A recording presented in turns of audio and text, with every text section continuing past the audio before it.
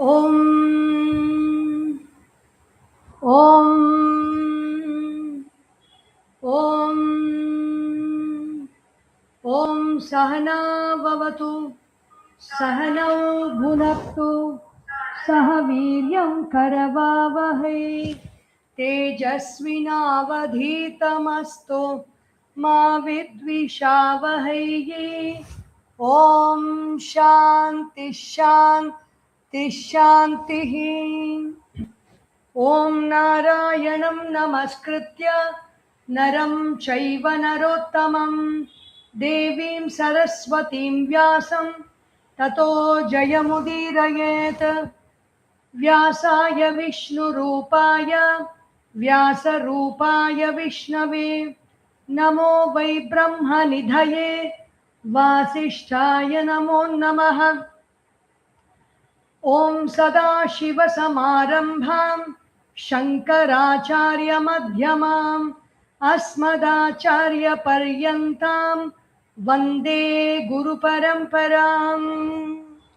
Samasta Jana Kalyane Niratam Karunamayam Namami Chinmayam Devam Sadgurum Brahma Vidvaram Sadgurum Brahma Vidvaram.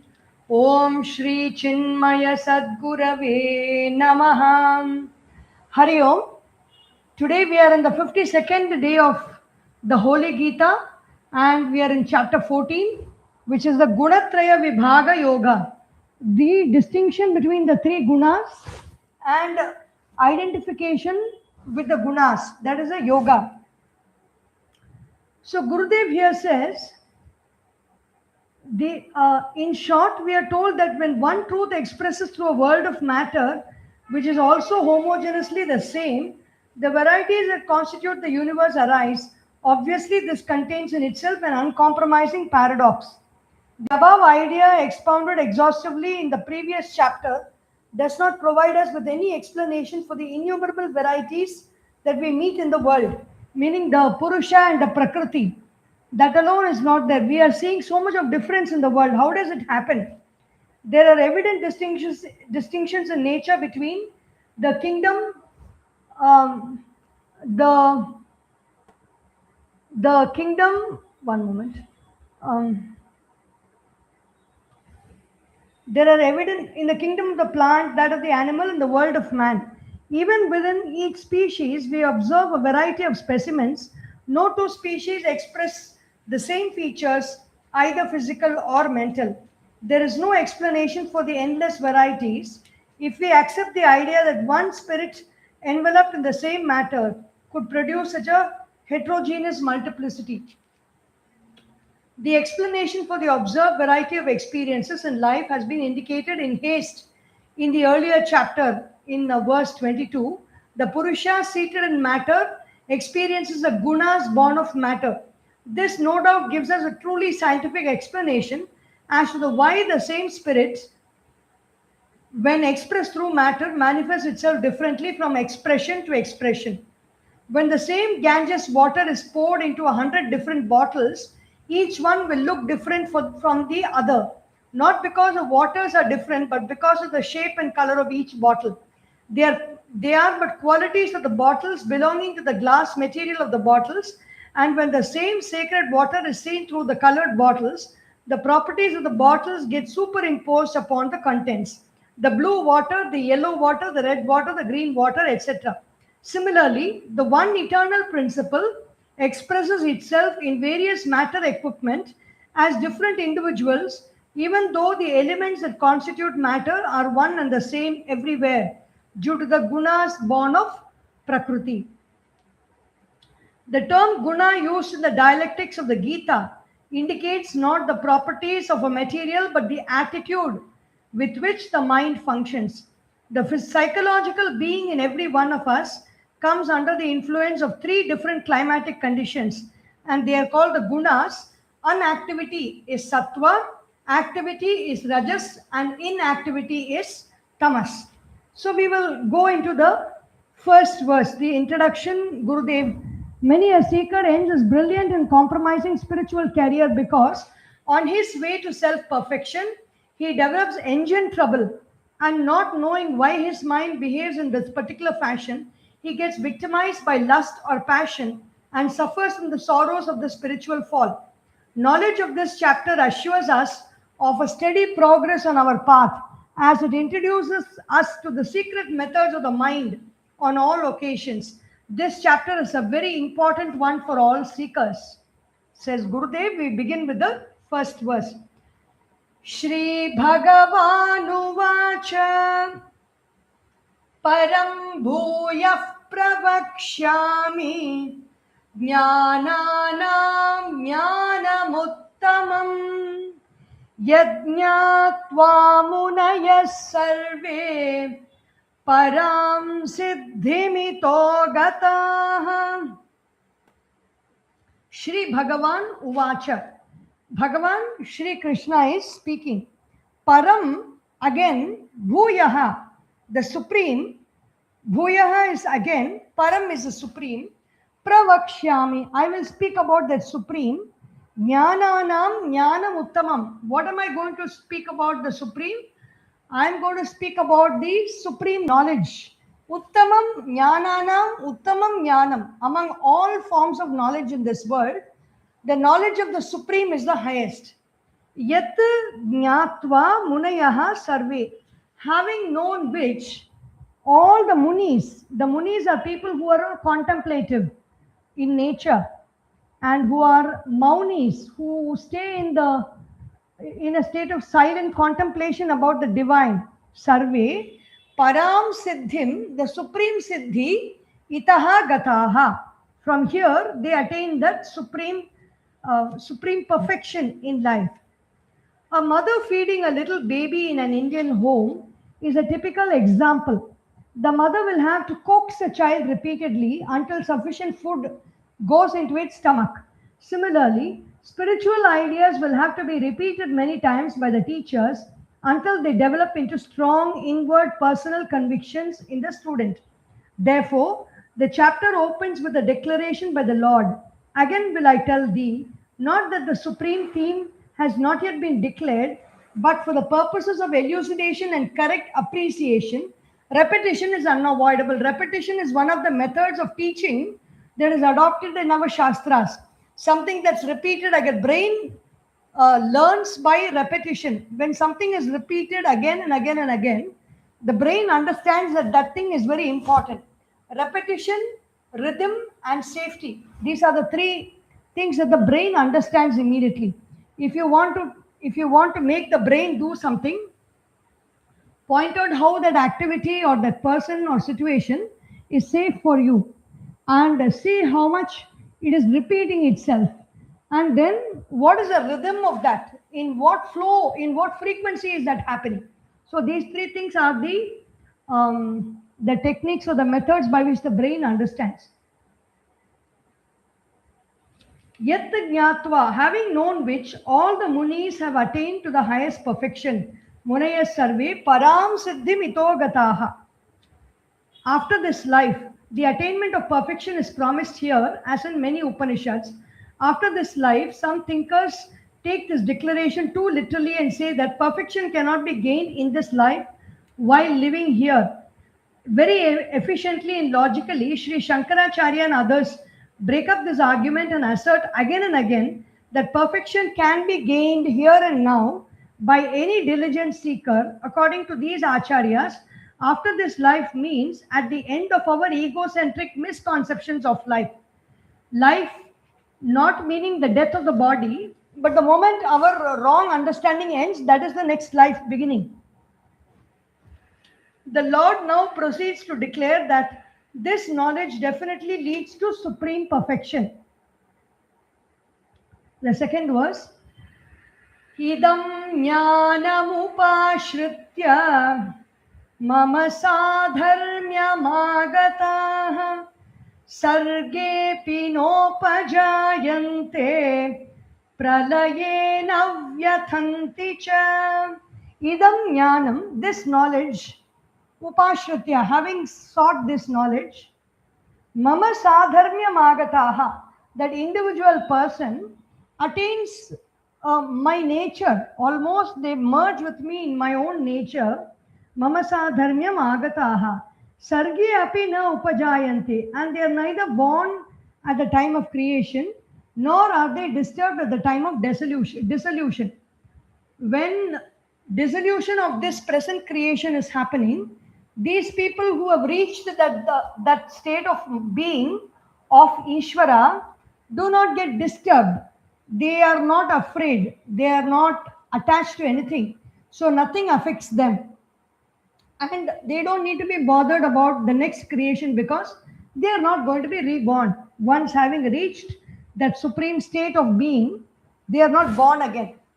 This is indicated here. Neither are they born at the time of creation. Creation is a trick of the mind, and when we are no longer expressing through the mind and therefore no longer conditioned by it, we cannot have the experience of any creation.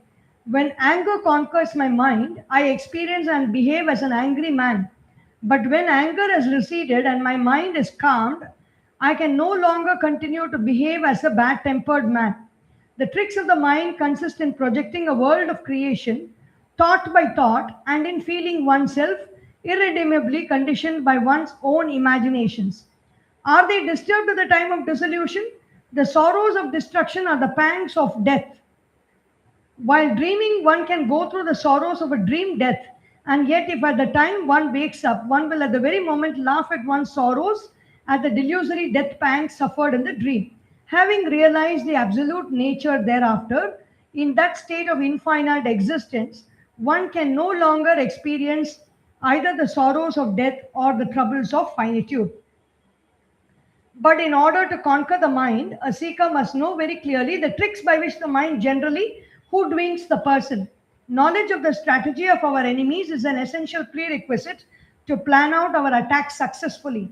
The stanza is therefore right when it declares that a thorough knowledge of the gunas will be helpful to everyone trying to master his own mind and reach the freedom from all its modern moral agitations and ethical imperfections.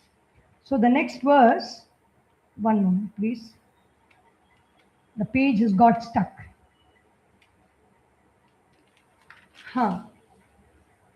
The Lord now proceeds to explain in what way the marriage between the knower of the field and the field takes place. To know how we are thinking in terms of this mind, we should know how that union first happens and how the union comes to breed our endless sorrows. The cause for our sorrow is the union of the knower of the field and the field. I am the one who knows this house. When I identify with this house, I am in love with this house, I am in love with everything that is present in this house, then it is very difficult for me to detach from the house and see it objectively. The third verse, Mama yonir mahat brahma tasmin garbham dadhamyaham sambhava sarva bhutanam tato bhavati bharata. Mama yonihi, my yoni or my source is this Brahman, Supreme Brahma. Tasmin garbham dadhamyaham. In that Supreme Brahman, I place the seed, like how a seed is placed in the soil and then it begins to germinate. Garbham dadhamyaham sambhavaha sarva bhutanam. Because of the seed being placed there, all beings in this world are created. So how creation takes place in this world? In that I place the germ. This total potential nature is the virgin womb in which the shaft of consciousness penetrates. The light of awareness that consequently plays in it is its act of impregnation, says Gurudev. Hiranya Garbha. In the stanza, the language of Vedanta, it is said that the total vasanas of the world, meaning the total causal body comprising of Sattva Guna, Rajoguna and Tamoguna, is a womb which gets impregnated by the Lord, the prana. When life functions as a total causal body, it becomes dynamic and expresses itself as a total mind intellect. Hiranya Garbha. Hiranyagarbha is nothing but the buddhi comprising of the sattva guna, the maya shakti of sattva guna, rajoguna and tamoguna. In the sattva guna, rajoguna and tamoguna, when the light of consciousness, which is the seer, falls on the sattva guna, rajoguna and tamoguna, creation begins to manifest.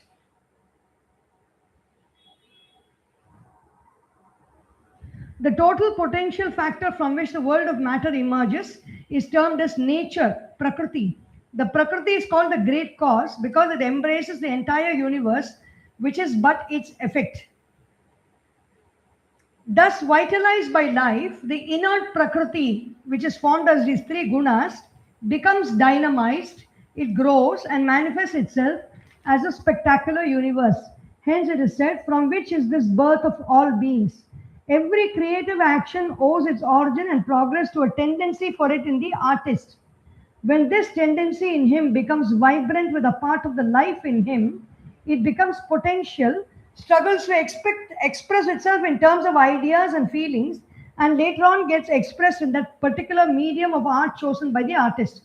He may express it through colors, as in a painting, through songs, as in music, through stones, as in sculpture, and through words, as in literature. But a dead artist can no more express anything, even in terms of artistic ideas or thoughts.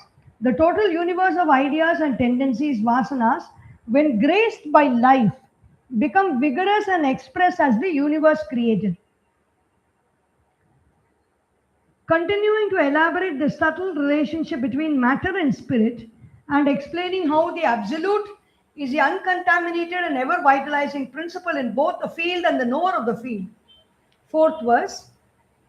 Sarvayonishu kaunteya murtaya sambhavanti yaha tasam brahma mahadyonihi aham bija pradah pitam. Sarvayonishu, in all the wombs, kaunteya murtayaha sambhavanti yaha, the forms that are generated, the forms that are born, the form of thought, the form of feeling, the form of emotion. Tasam Brahma Mahadyonihi Aham. Of all those wombs, I am the greatest womb called Brahman. Aham Bija Pradaha Pita. I am the father that gives a seed, meaning the light of consciousness that provides a seed to activate, seed of light, seed of life, to activate all the qualities of Sattva Guna. Because of that seed of life falling on these qualities get dynamized and activated. Bija Pradapita. The Gita happened to be declared and written long before Christ, and therefore the Bible cannot claim, as some of us have been coaxed to believe, that the great fatherhood of God is a fact recognized only by the Christian faith. At best, we can say that it is an idea borrowed from earlier religions.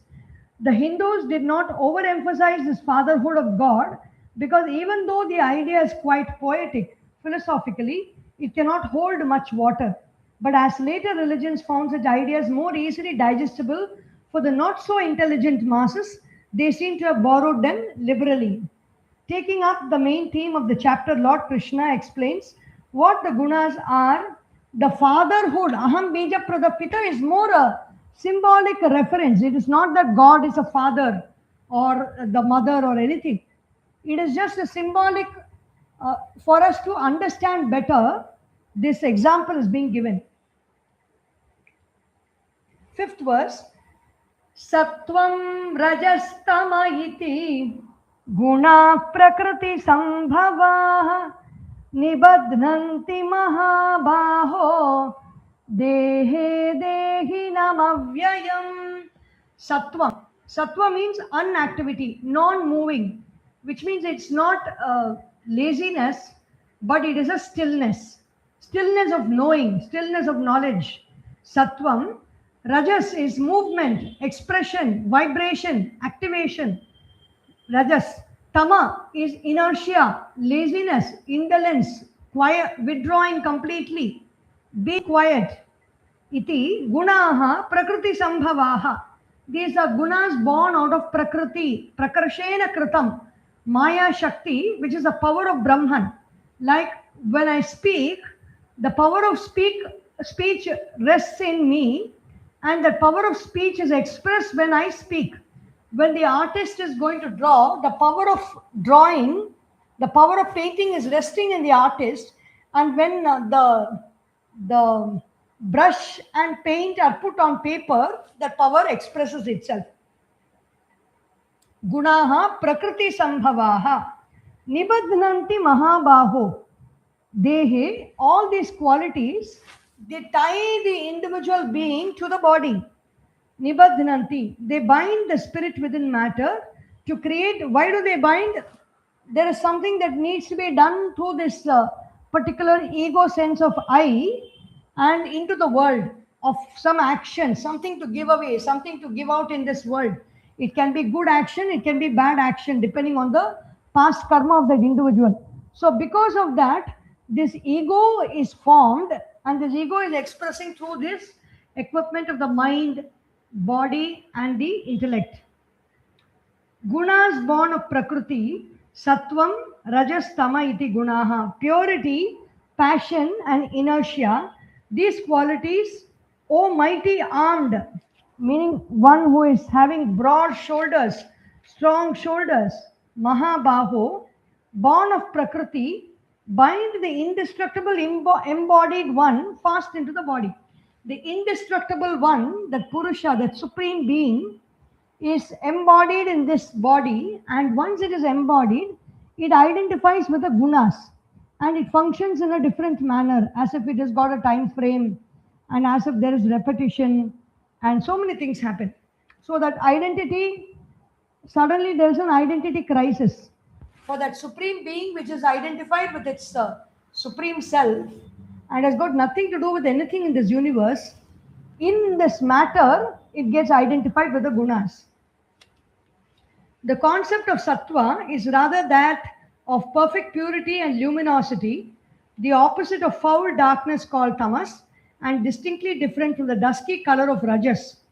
We find our literature that these gunas are associated with light, sattva, red color, rajas, and darkness, tamas.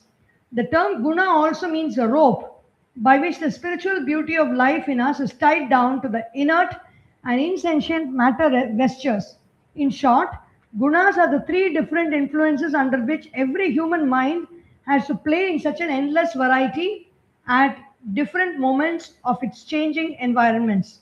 These gunas are born of matter, produced by nature, the field they generate a feeling of attachment and successfully delude the indwelling self and chain it, as it were, to the cycle of birth and death in a stream of constant change and pain.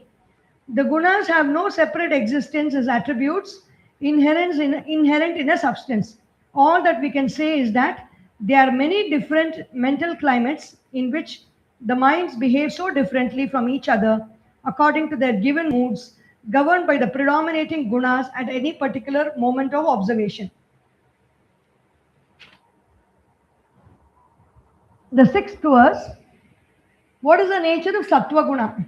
Tatra sattvam nirmalatvat prakashakamanāmayam sukha sangena badnāti jnana sangena chānaga. Tatra sattvam. The nature of sattva is nirmalatvat. It is very pure. Sattva is very pure. Nirmalatvat. Prakashakam anamayam. It is also shining the light of consciousness through it. Sattva means when the thought is very clear, it is called a sattvic thought. There is nothing else that covers it. That is nothing else that hinders a perception. There is the thought is truthful. The thought expresses what is as it is. Then it is a sattvic thought. And how does it happen? Because there is nothing else to color it. The light of consciousness expresses through that thought like a very clean and clear bulb. That is called sattva guna. Nirmalatvat, prakashakam, anamayam, it is free of all disease. Ama means disease. And diseases of the mind are that which make the mind muddy. Impurities of mind is free of all that. Sukha Sange, but what is the problem with Sattva Guna is it binds us with Sukha, it binds us with comfort. We want to be always in the comfort zone of Sattva Guna. We get attached to that comfort zone because it feels so good. It feels so good to be in the comfort zone that we don't want to let go of it at any point of time. Sukha Sangena Badhnati, Jnana Sangena Cha Anagha. It also binds us with knowledge. We always want to keep knowing something. Why we are interested in knowing all the time is it is sattvic in nature, so it gives us some kind of a power. It makes us feel calm, it makes us feel safe if we know something. People, even when they are traveling, they get a false sense of safety when they know the path they are going to travel, the routes and destinations that are going to come, and the hotels that are available on the way, where they can stop for their food, what they can do. When they even know this, they feel a sense of quietness. That is because of the Sattva Guna in knowledge. Sukha Sangena Badnati, Jnana Sangena Chanagha. It is all the people with the predominant Sattva are bound with comfort, and they are bound with the need to know things. Because of its stainlessness, Sattva is luminous. When Sattva comes to dominate as the most important influence in our thought life, because of its purity, it is ever luminous. It has neither the dull color of Rajas nor the dark impurities of Tamas. Under the Sattva influence, the mind is steady, reflecting ever faithfully the consciousness self. Free from evil, that is healthy. Evil tendencies must rise in the mind long before the action expressing the same is committed in the world outside. As a thought, so the actions. Thus, the evil starts germinating in the mental life. We call that an evil whereby we try to satisfy the appetites of the flesh, the selfish agitations of the mind, and the egocentric desires of our head. Egocentric self-gratification is a womb from which all evils are born. Such low impulses and confusions can arise only when the mind is under the influence of Rajas and Tamas. Therefore, what is meant here is Sattva is free from all evils, as it is relatively free from Rajasic agitations and Tamasic darkness. Though Sattva is thus the most divine mental attitude, still it binds us and acts as a limitation to our divine nature. Our divine nature is consciousness, which is illumining the Sattva Guna. The possibility of getting trapped in that Sattva Guna is there because Sattva Guna is very beautiful. Sattva Guna is a lovely place to be in this world. Sattva Guna gives us a lot of knowledge, gives us a lot of comfort in life, gives us a lot of reassurance, gives us a lot of stability in our thinking and stability in our situations also. Whatever situation may come in life, when we are in Sattva Guna, we don't get easily swayed by that. We are able to tide through it very easily. Sattva binds by attachment to happiness and knowledge. When the mind is purified from all its agitations and the intellect is cleansed of its low passions and criminal lust, that is Rajas and Tamas, no doubt the personality becomes purified, experiencing a greater share of inward peace and happiness, and enjoys a greater share of subtle understanding and intellectual comprehension. But even these can create bondage on the freedom of the absolute self. A gold chain, if sufficiently strong, can also bind as an iron chain. Goodness, though it gives us freedom from all vulgarities, can also shackle us within its own limitation. A perfect one, absolutely free, is bound neither by goodness nor by evil. The diagnosis of Rajas, when it comes to play its havoc in the human bosom. Rajo ragatmakam vidhi trishna sanga samudbhavam tannibadhnati kaunteya karma sangena dehinam. Rajaha. Raja also means dust. Raja means shaking. Raja means expression, like Raja, the one who is shining. Rajat also means silver. Ragatmakam. What is the nature of Rajas? Raga. Raga means attachment. Sukhanushayi ragaha, says the Patanjali Yoga Sutra. When I experience the sukha of Sattva Guna, When I am attached to something that gives me joy, then I am in Rajas. Trishna, craving. I want it, I want it, I want it. The heart starts beating with that tune of I want it. Sanga. So the consciousness becomes attached to that craving. Samudbhavam. It is born out of that.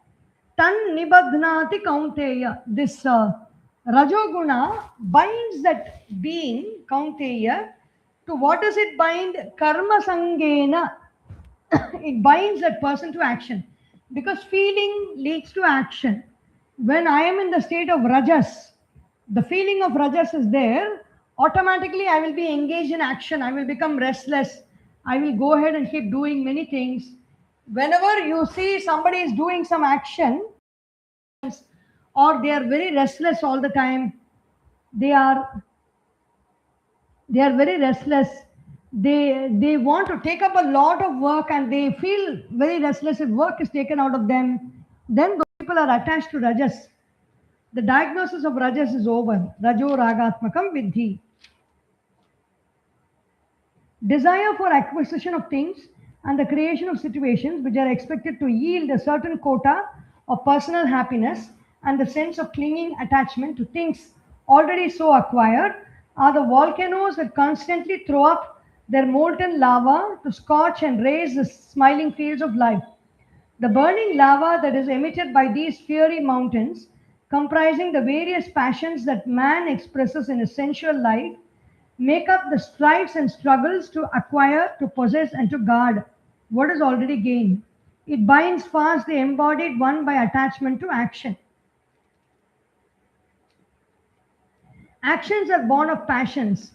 Passions arise from desires and attachments, and all these are the symptoms of the presence of the Rajoguna influences upon our mind. Thus, if Sattva Guna binds us with its own anxieties for happiness and peace, wisdom and knowledge, as has been said in the previous stanza, Rajoguna also seemingly binds the infinite self to matter vestures and makes it play the part of a limited being through an endless array of inexhaustible actions. Though the self is not an agent actor, Rajas makes it act with the idea of I am the doer. Tamas also helps to bind the divine to the mortal flesh. How does it do? Tamastvajnanajam vidhi mohanam sarvadehinam pramadalasya nidrabhihi tannibadhnati bharata. Tamastu, tamaha. Tamaha means darkness, ignorance. I don't know who I am is tamas. Ajnanajam, it is not full knowledge, it is only partial knowledge. Vidhi, know that mohanam sarvadehinam, it dilutes the whole person. Pramada, with what all qualities does it dilute? Pramada means a lack of attention, a slip. There is many a slip between the cup and the lip. It's pramada. Alasya is laziness, like I don't want to move the body, I don't want to stir out of the bed, I want to be lying down. Alasya. Nidra is complete sleep, engaging in this activity of sleep for long periods of time. Tan nibadhnati bharata. When there is tamas, the consciousness is bound to sleep, it is bound to inattention, and it is bound to laziness. It's very simple. Again, the actions of the gunas in our inner world are briefly indicated. So, Sattvam Sukhe Sanjayati Rajah Karmani Bharata Jnanam Avrityatu Tamaha Pramade Sanjayatyuta. Sattvam Sukhe Sanjayati. Sattva Guna attaches us to happiness. Rajaha karmani. Rajoguna attaches us to action. And tamoguna attaches us to, by shrouding knowledge, it attaches us to heedlessness, recklessness, carelessness. Pramada means a kind of an attitude where we don't want to take up things that are good for ourselves. Like in these modern days, they say something that is contrary to our own well-being and belief. When we do all those things, it is called pramada. like some beliefs we entertain which are not working in our favor, and we neglect that and we allow that belief to be there. It is called pramada. Pramada alasya nidrabihi. So jnanam avritya tu tamaha. Jnanam means my thought, my thinking capacity, the clarity of thought is covered with the dullness called tamas. When do the gunas produce the effects described above? We will see that tomorrow. Om Sarvesham Swastir Bhavatu, Sarvesham Shantir Bhavatu, Sarvesham Purnam Bhavatu, Sarvesham Mangalam Bhavatu, Sarve Bhavantu Sukinaha, Sarve Santu Niramayah, Sarve Bhadrani Pashyantu, Ma Kasyit Dukkha Bhag Bhavet, Om Asatoma Sadgamaya, Tamasorma Jyotirgamaya, Mrityorma Amritam Gamaya, Om Purnamadav Purnamidam Purnat Purnamudachyate Purnasya Purnamadaya Purnameva Vashishyate. Om Shanti Shanti Shanti. Harihi Om. Shri Gurubhyo Namaha. Harihi Om. Bole Shri Sadgurunath Maharaj ki Jai. Har Namah Parvati Pataye. Hara Hara Mahadeva. Hari Om.